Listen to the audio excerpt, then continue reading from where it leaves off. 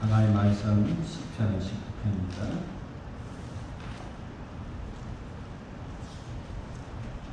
시편 19편 1절에서 14절입니다. 들어가시겠습니다.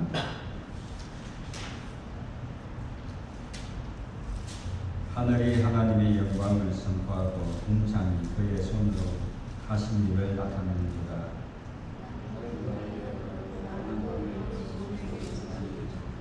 언어도 없고 말씀도 없으며 들리는 소리도 없으나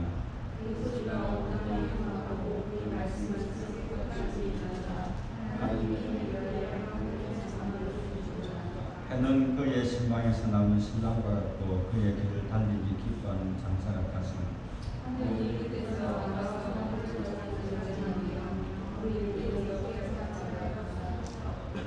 여호와의 율법은 완전하여 영혼을 소생시키며 여호와의 전도는 확실하여 무던한 자를 새롭게 하며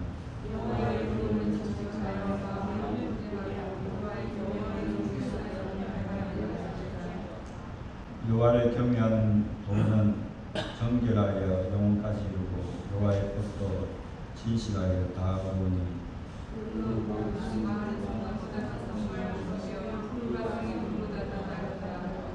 또 주의 종이 이것으로 경고를 받고 이것을 지킴으로 상이 큽니다.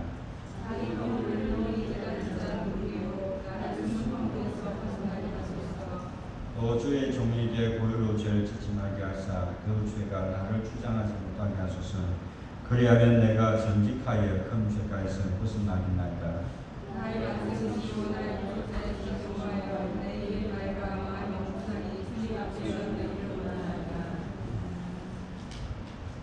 반갑습니다. 오늘도 주의 말씀 안에서 하나님의 음성을 듣는 함께 시간이 되시기를 바랍니다. 우리가 살아가는 데 필요한 것들 중에 중요한 한 가지는 시대와 사물을 분별할 수 있는 안목입니다. 이 안목이라는 용어의 의미는 사물을 보고 분별하는 능력 또는 경험과 지식을 바탕으로 가치 있는 것 또는 아름다운 것을 분별할 수 있는 능력입니다. 이것과 비슷한 말로 우리는 사물을 꿰뚫어 볼 수 있는 통찰력, 즉 인사이트. 영어로 보면 암흑이나 통찰력 다 인사이트죠. 인사이트가 필요합니다. 이것은 우리가 살아가는 삶에 있어서 모든 부분에 적용될 수 있습니다. 삶에서 분별력과 통찰력이 없으면 쉽게 사람들에게 속기도 하고 쓸데없는 일에 돈과 시간을 낭비하기도 합니다. 그래서 어떤 사람들은 늘 무언가를 하지만 주위 사람들에게 늘 부담과 불안을 가중시킵니다. 왜냐하면 주어진 상황과 환경을 분별하는 것 없이 자신의 능력과 삶의 태도를 분별하는 것 없이 사람들의 말에 쉽게 넘어가거나 허황된 생각에 사로잡혀 있기 때문입니다. 반면에 시대를 볼 수 있는 안목을 가진 사람들은 세상에 좌우되지 않고 살 수 있으면 사업가는 세상의 흐름을 파악하기에 소비자들이 무엇을 원하는지 미리 파악할 수 있습니다. 또한 이러한 사람들은 앞으로 일어날 일들을 미리 예측하고 대비할 수도 있습니다. 그러나 이러한 안목은 통찰력은 쉽게 얻어지거나 모두가 가지고 있는 것도 아닙니다. 타고난 능력도 필요하지만 오랜 경험과 풍부한 지식을 쌓을 때 가질 수 있습니다.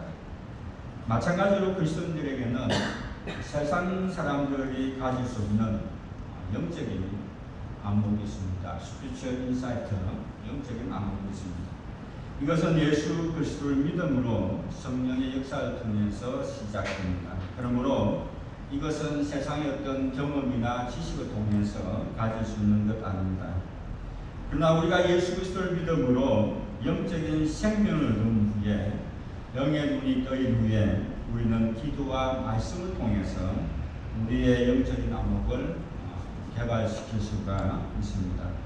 그래서 같은 크리스찬이라고 할지라도 깨닫는 것과 보는 것에 있어서 영적인 깊이가 다릅니다.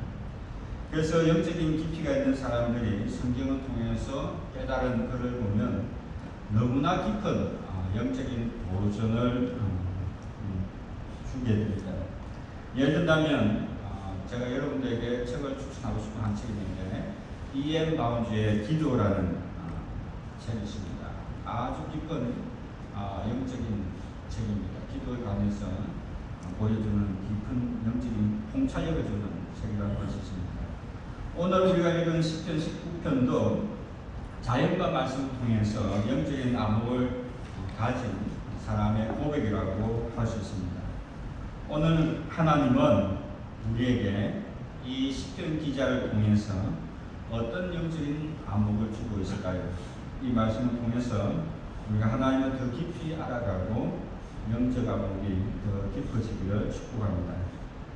첫 번째, 우선 시편 기자는 자연을 통해서 하나님과 깊은 교제를 나누었습니다. 자연을 통해서 하나님을 깊이 알게 되었습니다.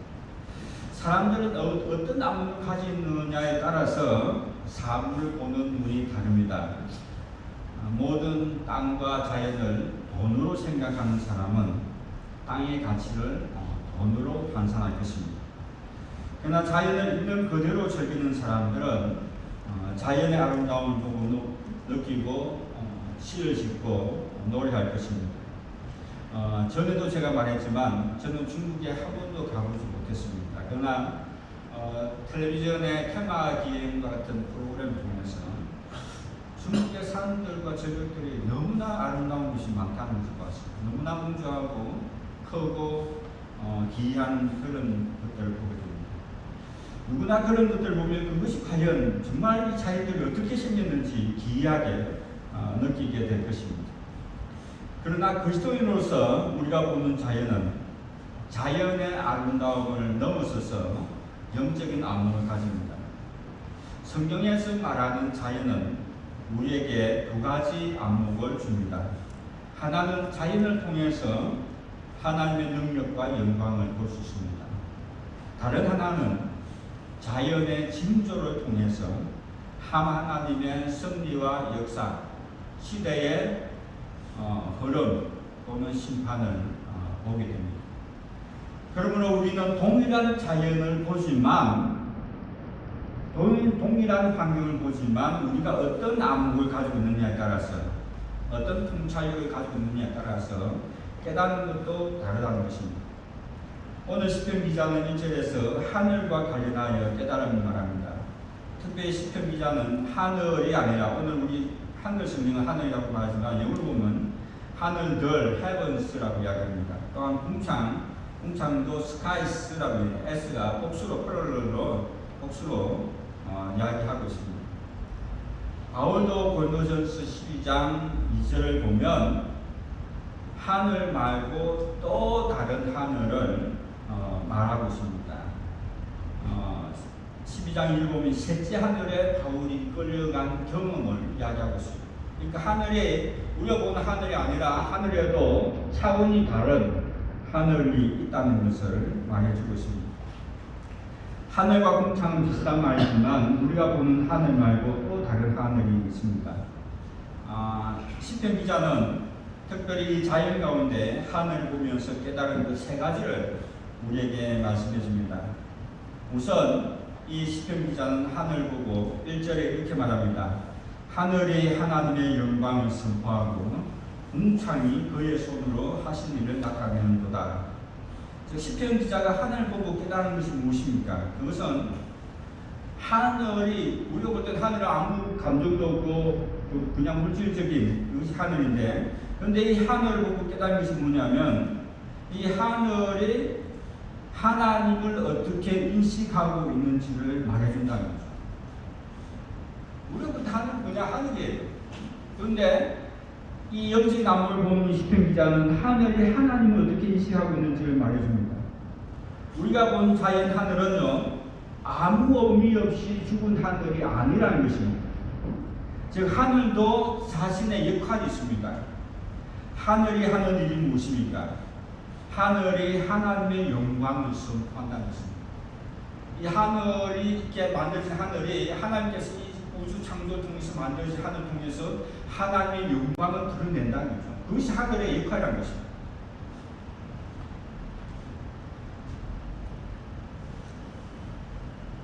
또한 창조주 하나님께서 어떻게 자신 즉 하늘을 세밀하게 창조하셨는지를 보여준다는 것입니다.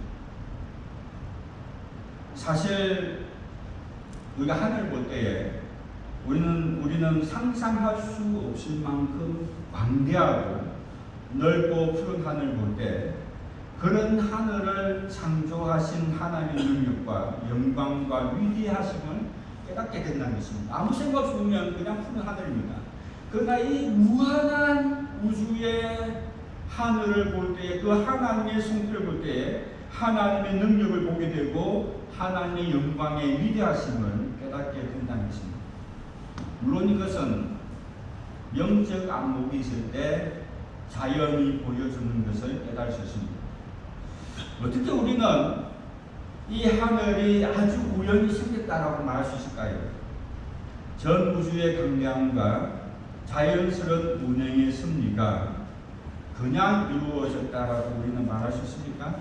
여러분 생각해보시기 바랍니다. 이 우주의 광대함과 그 모든 자연의 섭리가 그렇게 자연스럽게 지나가고 자연스럽게 이루어진다는 것이 그냥 우연히 이루어졌다라고 우리가 말할 수 있습니다. 오늘 성경은 이것을 하나님의 세밀한 작품으로 하나님의 능력과 영광을 보여준다라고 말합니다. 뿐만 아니라 하늘은 하나님의 영광을 어떻게 선포하는지 말합니다. 하늘은 낮과 밤을 통하여 다른 방법으로 하나님의 영광을 선포합니다. 낮에는 붉게 빛나는 태양을 통하여 말합니다. 밤에는 수많은 별들을 통하여 지식을 전합니다. 중요한 것은요, 이들이 전하는 선포는 언어도 없고 말씀도 없고 소리도 없습니다. 그렇죠? 우리 하늘 보는데 소리가 있습니까? 바람의 소리는 들리지만 하늘의 소리는 없습니다. 밤에 수많은 별들을 통해서 볼 때에 소리는 없습니다. 그러나 이 소리를 들을 수 있는 사람은 그것들을 관찰하는 사람의 영적인 안목에 달해있다는 것입니다. 낮에 하늘을 지배하는 태양을 볼 때에 밤에 수많은 별들을 볼 때에 그들이 하나님을 찬양하는 하나님의 무한하신 능력과 광대한 지혜를 깨닫게 됩니다. 사실 우리가 아무리 똑똑하고 천재라고 할지라도 이 우주에 관해서 여러분은 얼마나 알고 있습니까?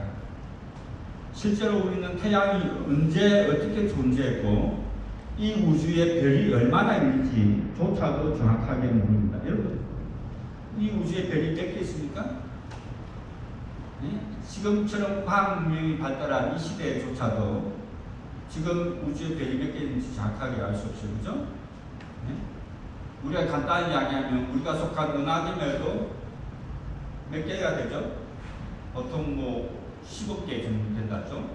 그럼 이 은하계가 또 몇 개 있으니까 우주에 한 10억 개 정도 된다고 해요. 그럼 10억 곱하기 10억은 몇 개입니까? 저는 계산이 안 돼요. 그죠?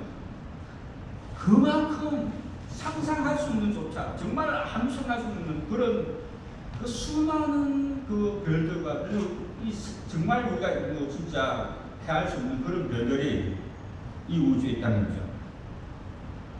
그것조차 몰라요. 그래서 이 우주만 보면 하나님의 지혜와 능력을 발견하게 되는 거죠. 정말 우리 인간도 똑똑하다고 생각하고 지식 있고 지혜롭다고 생각하는데 그런 우리 인간이 이 하늘을 볼 때, 하늘 우주의 별을 볼 때 하나님의 놀라운 지혜와 지식과 능력을 보게 되는 거죠. 깨닫게 되는 거죠. 그러나 하나님은 불붙는 태양이 변함없이 낮을 지배하게 하고 그것도 신기하잖아요.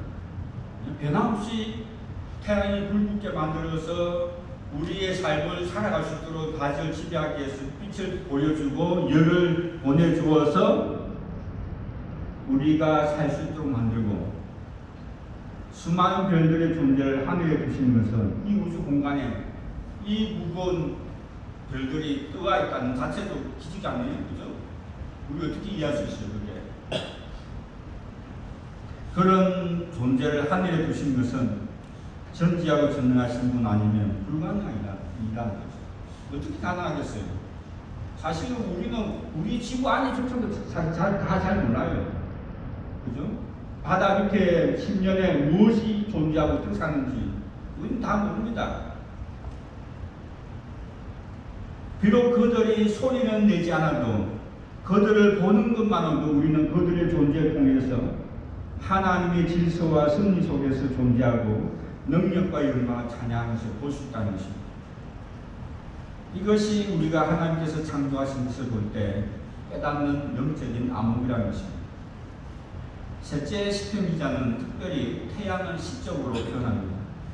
태양이 밤에는 하나님 만들어준 텐트에 머물다가 낮에는 그가 모은 신방울부터 나와서 우리 인간을 위해서 자신의 역할을 하는 것으로 표현하고 있습니다.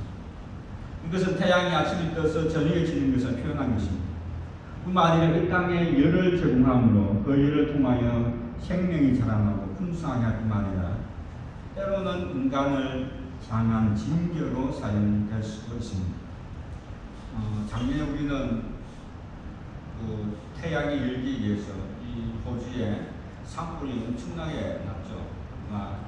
우리 한반도의 거의 3분 이상만큼 탄 그런 우리 그 태양이 무엇을 바뀌었죠? 붉은빛, 잿빛으로 보여진 신문에서조차, 호주의 신문에서조차 이 정말 젖은 징조라는 식으로 표현한 것들을 우리가 이러한 하나님의 징조를 나타낼 수도 있습니다. 그러나 여기서 태양은 하나님의 질서와 섭리대로 우리 인류를 위해서 변함없이 자신의 역할을 감당하는 것으로 표현됩니다. 태양은 이러한 역할을 통해서 하나님을 찬양합니다. 즉 태양의 이러한 역할은 인류를 위해서 하나님께서 창조하신 업적임을 우리에게 말해줍니다. 그러므로 우리는 우리에게 주어진 자연 환경을 통해서 하나님의 영광을 나타내는 것을 깨달을 수 있습니다. 우리는 이것을 통하여 하나님과의 관계가 더 깊어지고 하나님의 음성을 들을 수 있고 하나님의 은혜를 깨달을 수 있습니다. 여러분들이 시간이 된다면 저 산이나 한국에 있는 기둥 같은 데는 여기는 그렇게 잘 없어요. 군대 가서 밤중에 홀로 기도를 한번 해보시거나 하나님과 깊은 음성과 교제를 느낄 수가 있을 것입니다. 또한 하나님의 경고의 음성도 우리가 들을 수 있습니다. 우리는 하나님이 창조하신 자연을 통해서도 영적인 안목을 더 깊이 가질 수 있습니다. 두 번째로, 그러나 이 자연보다 더 분명하고 깊은 영적인 안목을 우리에게 줄 수 있는 것이 바로 하나님의 말씀입니다.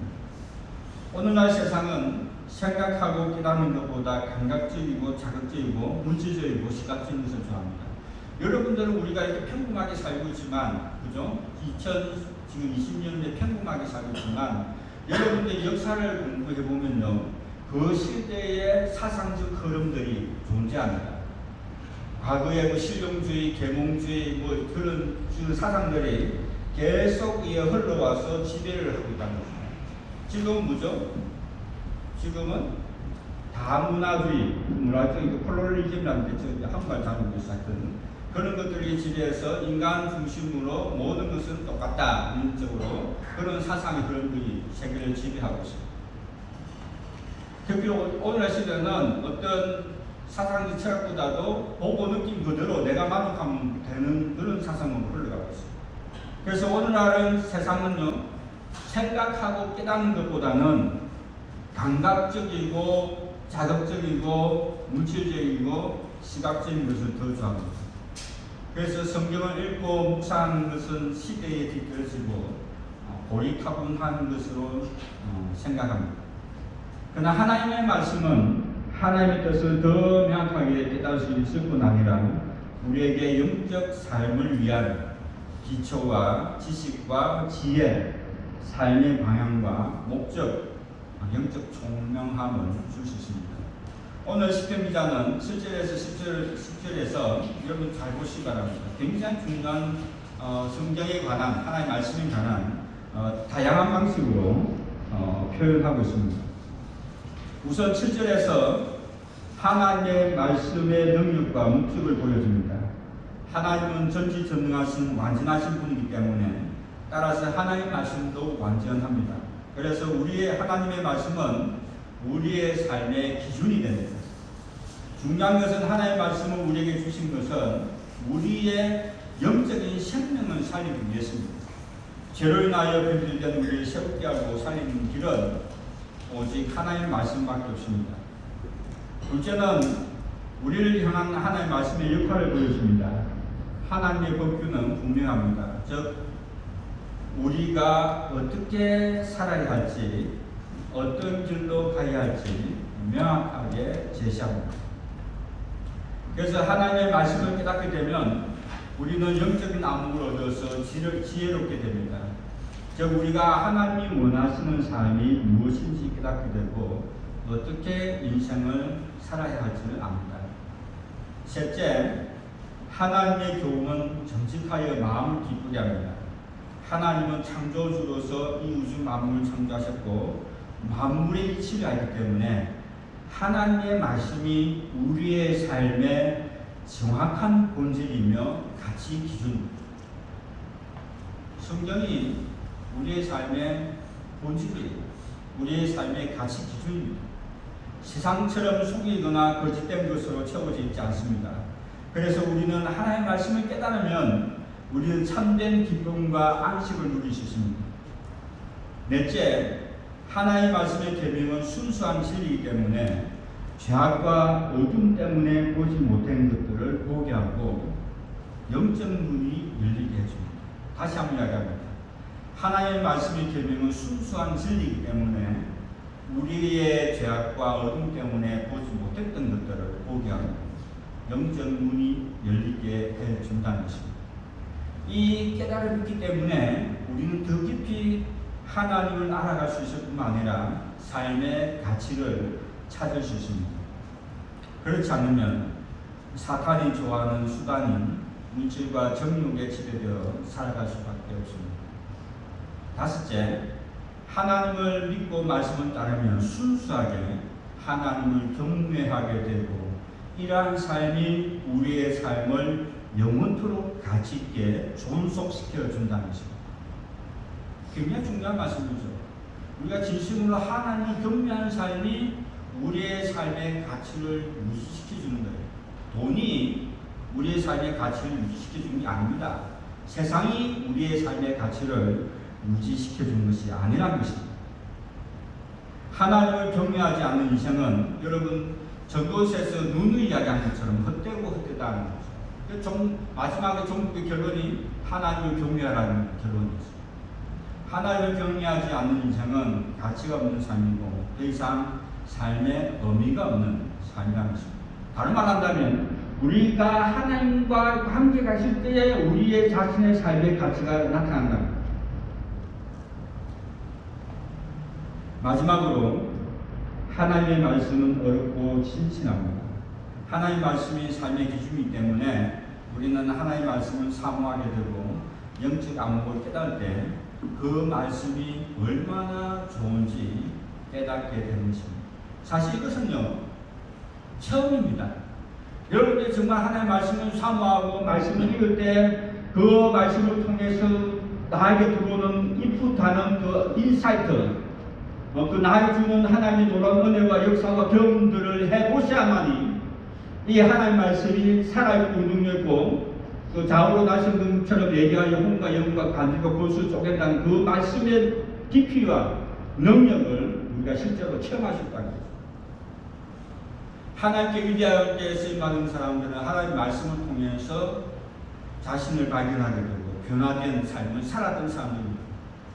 오늘날 많은 사람들이 교회를 다니지만 하나님을 믿는다라고 말하지만 하나님의 말씀의 가치를 모르고 그냥 감각적으로 그냥 살아가는 사람들이 너무 많습니다. 정말 우리가 하나님을 믿는다면 오늘 성경에 말한 것처럼 이 하나님의 말씀의 위대함과 놀라운 역사를 우리가 말씀을 통해서 우리가 경험할 수 있는데 그렇지 못하고 살아간다는 것은 정말 불행한 것입니다. 그러므로 우리는 이 우리의 삶을 존속시켜주고 가치 있게 하고 어떻게 살아야 하는지 가르쳐주는 말씀과 늘 함께 해야 할 것입니다. 이런 삶이 있을 때 우리는 참된 영적인 안목을 가지고 살아갈 수 있을 것입니다. 결국 이러한 삶이 하나님 은혜 안에 있게 되고 하나님의 축복을 누리게 된다는 것입니다. 오늘 성경이 그렇게 분명히 이야기하고 있습니다.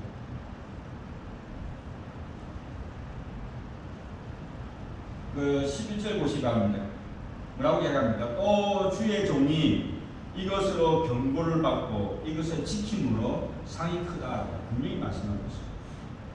진심으로 우리가 하나님의 말씀의 가치를 알고 그 말씀 안에 우리가 들어가고 우리의 눈이 열려서 하나님의 말씀의 깊이를 깨닫게 되고 그것을 통하여 우리의 삶에 적용되며 그것을 통하여 우리 생각이 바뀌고 우리의 행동이 바뀌게 되면 우리의 삶의 가치는 하나님 보실 때에 진심으로 능력 있는 삶이 되게 될 것입니다.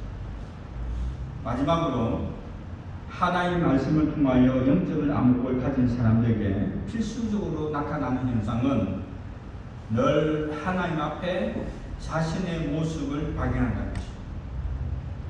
그래서 늘 자신을 하나님 앞에 두기 때문에 하나님 앞에서 자신의 죄를 회개하고 세상의 가치를 거부하고 따르지 않으려고 합니다. 세상은 우리에게 가식된 걸 요구합니다. 내가 그렇지 못하는데도 그런 것처럼 폼을 잡아야 되고 능력 있는 것처럼 말해야 되고 자신 있게 해야 되고 자신의 모습을 보지 못합니다. 세상의 것으로 우리는 모든 것이 우리 자신을 평가됩니다. 돈이 있어야 되고 옷도 잘 입어야 되고 얼굴도 잘생겨야 되고 세상이 요구하는 대로 우리는 살아가야 됩니다. 그러나 영적인 안목을 가진 사람은 늘 하나님 앞에 자신을 바라보기 때문에 자신이 어떤 삶을 살고 있는지를 보기 때문에 세상의 가치에 두려워하지 않고 하나님 말씀에 따라 살아간다는 것입니다. 오늘 시편 기자는 자연과 말씀을 통하여 하나님의 영광과 음성을 들은 사람입니다. 영적인 안목을 가진 사람입니다. 그는 하나님께 이렇게 기도합니다. 이렇게 강구 속에 질문합니다. 자기 허물을 깨달지 않는군요. 오늘 성경 말씀 12절에 그렇게 말합니다. 이것은 자신의 잘못을 깨닫는 사람은 있지만 자신의 잘못도 무엇인지도 모르고 늘 가식되고 허울 속에서 살아가는 사람도 있다는 것을 우리에게 보여줍니다.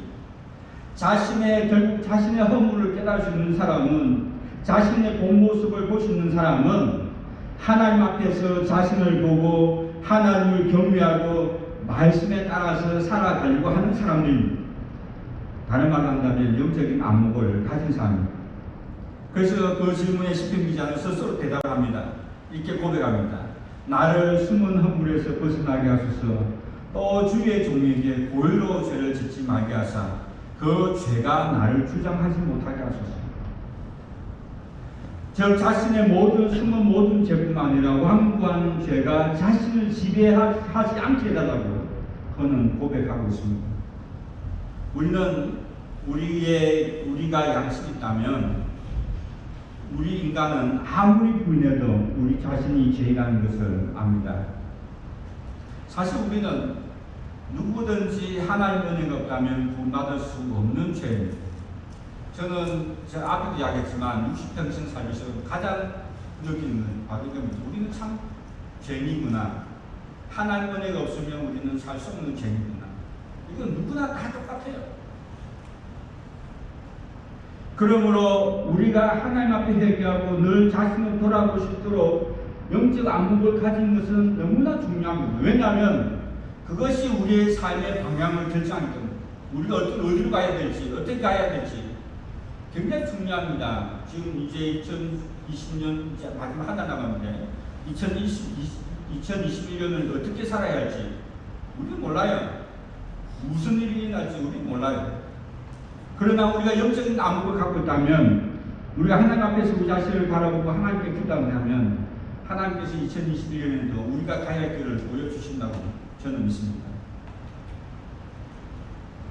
그러므로 우리는 늘 영적 삶에 깨어있어야 자신을 볼 수 있고 자신을 지킬 수가 있습니다. 자신을 볼 수 있다는 것은 축복입니다. 그죠? 하나님 앞에서 자신을 볼 수 있다는 것은 축복이에요. 왜냐하면 내가 내 자신을 보고 내가 어떻게 살아야 될지를 알 수 있는 것이기 때문입니다. 그러므로 시편 기자는 영적인 안목을 가지고 하나님 앞에 자신을 고백하고 진심으로 자신의 말과 묵상이 기도가 하나님께 연락되기를 간구하는 것을 보게 됩니다. 하나님께서 이러한 기도를 들어주시지 않겠습니까? 정말 하나님의 뜻이 무엇인지를 바라보게 되고 자신의 모습을 솔직하게 고백할 때 하나님은 그 기도를 들으시고 하나님께서 축복해 주실 것입니다. 우리도 이 시편 기자처럼 이러한 영적인 깨달음 속에서 하나님께 진심으로 나아가 기도하는 자가 되기를 바랍니다. 결론적으로 우리가 그리스도인으로서 세상에 살면서 영적인 통찰력, 영적인 안목을 가지는 것은 너무 중요합니다. 왜냐하면 이 영적 통찰력은 자연과 말씀을 통해서 하나님의 영광과 깊은 은혜를 깨달을 수 있기 때문입니다. 영적 통찰력을 가진 사람들은 무엇보다도 하나님의 말씀을 통해서 자신의 존재와 삶의 방향과 목적, 삶의 가치 또한 지혜를 깨닫게 됩니다.